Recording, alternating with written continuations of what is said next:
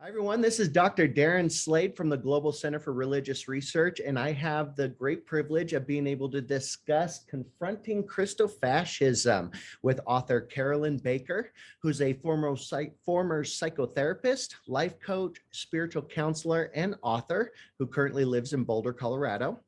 She has been an activist and author for many years and an advocate for marriage equality and the LGBTQ community. Carolyn, thank you so much for being here with me today. Thank you so much for having me, Darren. So I understand you grew up in a fundamentalist Christian family and you also attended a Bible college, but you were expelled because of your sexual orientation. I got to hear the story behind this. What happened? Well, throughout high school, and by the way, this was northern Indiana, where I was born and raised. And throughout high school, I was aware that I was gay, but I didn't have any words for it. And I was also aware that it was a sin, according to the interpretation of the King James Version. And so I read a lot of books, Christian books about this, and tried to pray away the gay. And I went to a private college my first year of college. It was a Mennonite college, but it was very liberal. But there was no mention of sexual orientation. In fact, it was too liberal for me, in the sense that there was a lot of civil rights activism at this college and talk of pacifism. And that was just too radical for me. I had to get away from that because, I was still very narrow-minded in my worldview. So I thought, I'll go to Bible college and get an education there. And somehow doing that will take away the gay. So I went there, and my first year I was aware that I had these attractions, but I didn't act on them or anything. And I continued to pray away the gay, or try. And in my second year, I got sexually involved with another woman. And that really tore me up, because I had no one to talk to about it. I knew that it was a sin and that I needed to get rid of this and somehow, again, pray away the gay, but I didn't know what to do. And so I sought the help of a Christian therapist who, of course, was going to cure me and take all of this away. And that didn't happen. And the woman that I was involved with was very laden with shame about all this. And she actually quit the school and went away, and that tore me to pieces. And I attempted suicide and was unsuccessful, thank God. And then I actually went in out of guilt and shame. I went into the Dean of Women's office and confessed. And said, but I'm in Christian therapy and this is going to go away. And so she said, okay, you can stay. We're not going to kick you out.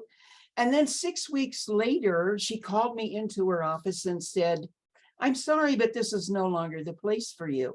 And out of nowhere, from complete left field, this woman said I had to leave the school. Oh, and by the way, they called up my parents and told them why. Oh, I saw that coming. Yeah. Okay. So I was devastated and lost. And, I'm like 20 years old. And my parents wanted me very much to come back to Indiana and live with them. I knew that if I did that, I would either commit suicide and succeed, or go crazy and be committed in some institution. So I was bound and determined that I was going to remain in Chicago, find a job, and build my life there. And I did. Oh, by the way, the school was Moody Bible Institute, which is in the heart of the Gold Coast of North Chicago, where all the excitement and nightclubs are, and and a big gay community. Yes. Yeah. Anyway, a year later, I got accepted into Michigan State University and set forth a pathway of getting a real education, which changed my life, thank God. So this Bible college outed you to your parents. Yeah. How did your parents respond to it? Were they also ashamed and Oh, yes. horrified? Okay. Yeah, they were completely freaked out. They said, you must come home. We're going to fix this. We're going to change you. We're going to help you with this, which would mean what that meant actually was we're going to continue to shame you and blame you. And you'll probably have to have another born again experience and talk with lots of ministers. And they hadn't gotten into charismatic Christianity yet. So they weren't talking about casting out demons, but later they did talk about that. But I knew that with all that shame and pressure, I wouldn't survive. So I was able to stand my ground and stay in Sin City.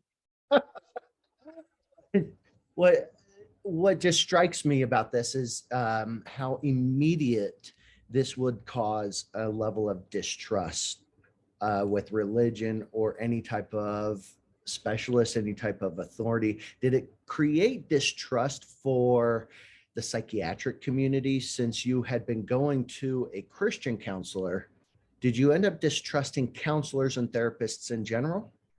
No, I did not. And in fact, I tried 2 more times with secular therapists at Michigan State to change, to, become fixed. And, they basically said to me, we don't care, Well, we don't care if you're gay. And I could not handle that. It was like, oh my God, I've got to find some way. And so I just continued to kind of beat myself up and feel guilty. And in my psych classes, because at first I was a psych major, in my psych classes, I heard a lot of homophobia from professors. This was the 60s, right?